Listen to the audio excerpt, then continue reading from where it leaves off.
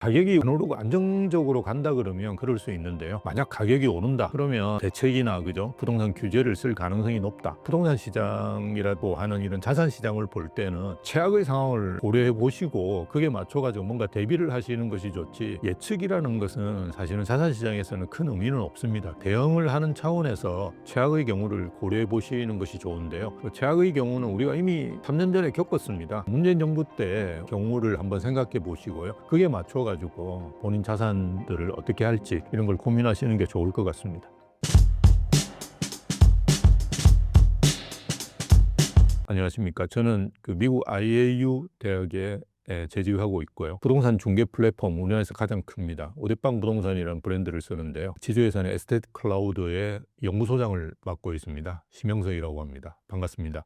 안녕하세요. 저는 셀령입니다. 저는 세무영진에 근무하고 있고요. 저희 회사는 상속, 정려, 양도를 전문으로 하고 있습니다. 저희 회사는 청담동에 있고요. 청담동에 꼬마 빌딩을 제가 가지고 있습니다. 대선이 얼마 남지 않았는데 현재 주택 시장 분위기는 어떻게 보고 계신가요? 거래량이라든지 뭐 가격을 중심으로 좀 말씀을 드리면, 그러니까 서울의 경우는 1월 달 같은 경우 거래량이 작년 9월부터 감소를 해서 한 3천 건대 정도 매매 거래가 이루어졌거든요. 뭐 이런 것들이 계속되었는데요. 2월부터 이제 거래량이 좀 늘어났습니다. 그래서 뭐 아마 토제 이슈인 것 같은데요. 6,500건 정도 거래가 됐고요. 3월 달에는 1만 건이 넘었습니다. 그래서 작년 가장 많이 거래됐던 거에 비해서도 더 넘어섰거든요. 그건 뭐 말씀드렸던 토제로 인한 이슈가 있었던 걸로 보여지고요. 4월도 지금 집계가 아직 끝나지 않았는데요. 뭐 5천 건이 넘었었으니까요. 조금 안정적으로 이제 증가하는 양상을 보여주고 있다라고 볼 수 있고요. 5월 12일 뭐 기준입니다. 한국부동산원 기준으로 본다 그러면 서울이 이제 1.53% 정도 올랐고요. 안타깝게도 경기하고 인천은 지금 가격이 떨어지고 있습니다. 그런데 오른 데가 어디냐? 그럼 집중적으로 오른 데가 소위 동남권이라고 이야기하는 강남 4구거든요.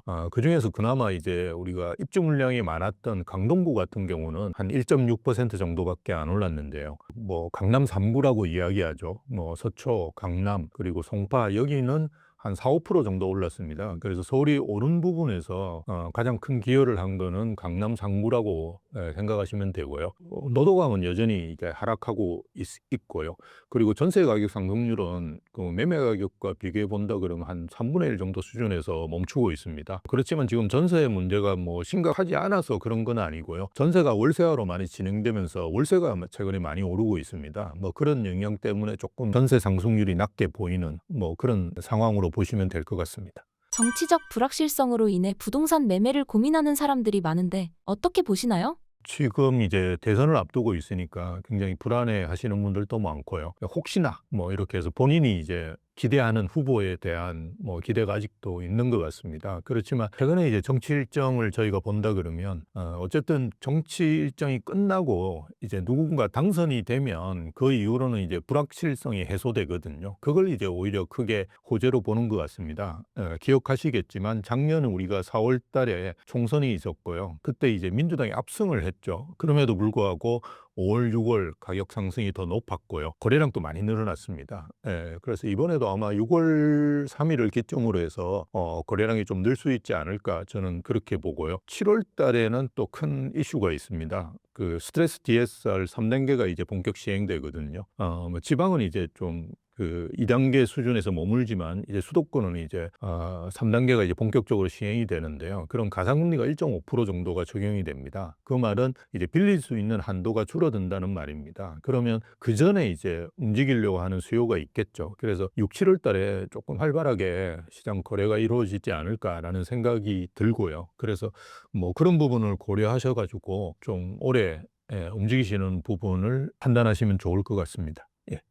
이재명 후보가 주택 시장을 규제하지 않을 것이라고 했는데 교수님은 어떻게 보시나요? 저도 뭐 시장 논리에 의해서 움직이도록 만들어주는 게 가장 좋다라고 봅니다. 그래서 뭐 그렇게 되기를 바라는데요. 사실 정치인이 가격이 우리가 안 오르고 안정적으로 간다 그러면 그럴 수 있는데요. 만약 가격이 오른다 그러면 아마 뭐 대책이나 그죠? 부동산 규제를 쓸 가능성이 높다. 특히나 우리가 부동산 시장이라고 하는 이런 자산 시장을 볼 때는 우리가 최악의 상황을 고려해 보시고 그게 맞춰가지고 뭔가 대비를 하시는 것이 좋지, 예측이라는 것은 사실은 자산시장에서는 큰 의미는 없습니다. 그래서 대응을 하는 차원에서 최악의 경우를 고려해 보시는 것이 좋은데요. 그 최악의 경우는 우리가 이미 3년 전에 겪었습니다. 그래서 문재인 정부 때 우리가 최악의 경우를 한번 생각해 보시고요. 그게 맞춰가지고 본인 자산이라든지 이런 것들을 어떻게 할지 이런 걸 고민하시는 게 좋을 것 같습니다. 이재명 후보의 부동산 정책에 대해 서 전무님은 세금 정책에 초점을 맞춰 말씀 부탁드립니다. 25년도에는 크게 변화가 없을 것으로 생각합니다. 일단 재산세나 종부세는 6월 1일 기준으로 과세 표준이 결정이 되기 때문에 아마 지금은 또 시기가 또 얼마 안 남았고 또 대통령 선거가 6월 3일이기 때문에 크게 변화가 없을 거 저는 예상합니다. 근데 이제 지금 만일에 이재명 정부가 들어온다고 이제 가정하에서 26년도에는 지금 세수가 많이 부족하거든요. 그러면 세수 확보 차원에서 공정시장 가액 비율이 있습니다. 그 공정시장 가액 비율이 박근혜 정부에서 80%에서 문재인 정부에서는 100% 올렸거든요. 근데 다시 윤석열 정부에서는 다시 60% 낮춰줬습니다. 근데 이거를 다시 100% 올리지 않을까 저는 이렇게 예상하고요. 다주택자 중과 부분도 문정부에서는 1가구 2주택부터 종부세를 중과를 시켰는데 윤석열 정부에서는 1가구 3주택부터 중과 좀 완화시켜 줬거든요. 그 부분에서 다시 이재명 정부가 들어오면 문재인 정부 2로 봐서 다시 1가구 2주택부터 중과하지 않을까. 그리고 상환율도 지금 문정부에서는 그 상환율 300%까지 올렸는데 윤 정부 들어가서는 150% 인하시켜 줬거든요. 근데 이재명 정부 들어오면 그 상환율도 300% 다시 올리지 않을까 그렇게 예상하고 있습니다.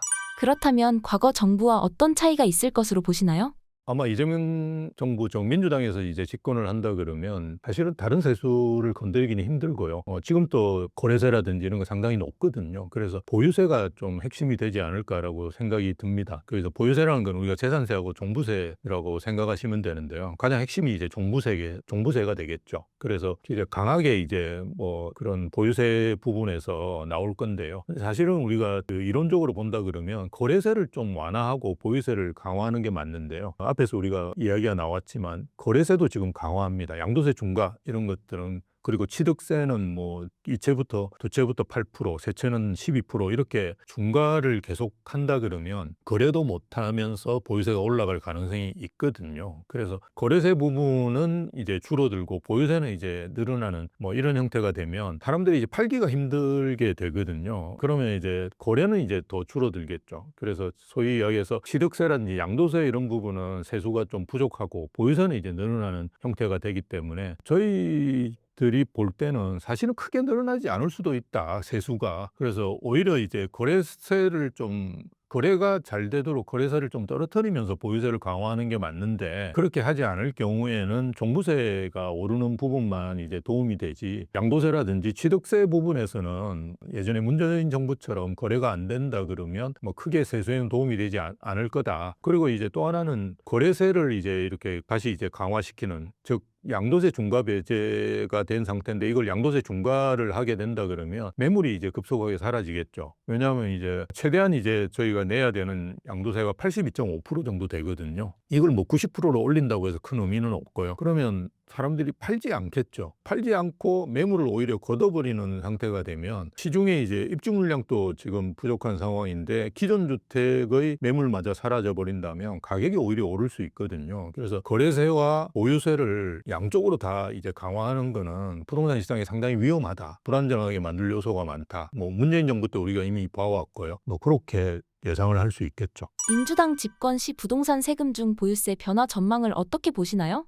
전반적으로 재산세와 종합부동산세는 늘어날 것으로 예상합니다. 공정시장가액 비율이 우리가 윤 정부에서 60%였는데 100% 상승을 하고, 이런 재산세는 당연히 자연스럽게 상승하고요. 그리고 종합부동산세도 공정시장가액 비율이 올라감으로 인해서 종부세도 당연히 자연스럽게 상승하고, 그리고 최근에 집값이 또 많이 상승했기 때문에 재산세와 종부세는 좀 자연스럽게 좀 늘어나지 않을까. 또 다주택자 부분에 대해서도 1가구 2주택부터 중과를 하면 자연스럽게 종부세도 늘어날 것으로 예상하고 있습니다. 거래세는 크게 변화가 없어도 다주택자 중과는 걱정된다는 의견을 어떻게 생각하시나요? 일단 취득세는 지금 1가구 2주택부터 8%, 1가구 3주택은 12% 지금 하고 있습니다. 근데 양도세는 2026년 5월 9일까지 한시적으로 중과를 유예시켜 놨습니다. 근데 26년 5월 9일이 끝나면 아마 중과 유예는 해주지 않을 것으로 저는 예상하고요. 그다음에 더불어서 장기보유 특별공제도 해주지 않을 것으로 저는 예상하고 있습니다. 그러면 최대 양도세가 최대 그러면 장기보유 특별공제도 안 되고 중과세를 적용한다고 보면 82.5% 양도 차익에 82.5%까지 양도세를 내야 되면 아마 세금이 굉장히 가중될 것으로 저는 예상하고 있습니다. 그렇다면 어떻게 하는 것이 좋을까요? 두 가지를 추천을 하고 있습니다. 저는 다주택자 분들은 양도 차익이 일단 나지 않는 것부터 좀 2026년 5월 9일 이전에 매각할 수 있으면 매각하시는 게 좋고요. 그다음에 강남 지역에 있는 똘똘한 한 채를 보유하시라고 저는 추천하고 싶습니다. 1세대 1주택은 최대 일단 12억까지 비과세가 되고요. 그다음에 장기보유 특별공제는 최대 80%까지 공제가 가능합니다. 저는 그래서 가능하면 1세대 1주택을 권장하고 싶습니다. 교수님께서는 어떤 의견이신지 궁금합니다. 저도 뭐 비슷하게 생각하는데요. 이를테면 집이 많다. 그런데 그중에 이제 똘똘한 걸 가지고 계시면 사실은 최근에 이제 상담을 해보면 그대로 가지고 가신다는 분도 꽤 있습니다. 근데 이제 그거를 임대차 방식을 좀 다르게 하시는 게 좋고요. 전세 임대차는 물론 뭐 전세금을 높이셔가지고 세금을 내시면 되긴 한데 일단 보유세가 늘어날 가능성이 크니까요. 그래서 월세로 좀 전환을 하셔가지고 그 월세 수익을 가지고 세금 내는 방식이 사실은 뭐 저는 맞다라고 보거든요. 그래서 좀 임대차 방식을 좀 바꿔보는 것도 좋고요. 근데 내가 뭐 두 채, 세 채 가지고 있는데 사실은 별로 그렇게 좋은 건 많지는 않다 그러면 안 좋은 거는 정리를 하시고 진짜 한 채로 좀 모는 게 좋다. 민주당에서도 뭐 이야기 나왔던 것들이 보면 대부분 한 채 가지고 있는 분들한테는 뭔가 혜택을 주는 종부세도 뭐 감면시킨다든지 이런 이야기가 많이 나왔습니다. 그래서 좀 숫자를 줄이는 것이 저는 좋다고 보고요. 근데 뭐 줄이기 싫다는 분들도 꽤 있습니다. 그런 분들은 그래도 좀 그게 맞게 대응을 이렇게 월세로 전환하신다든지 그리고 뭐 조금 숫자 중에서 필요 없는 주택 같은 거는 좀 정리를 하시는 것이 가장 좋지 않을까 싶습니다.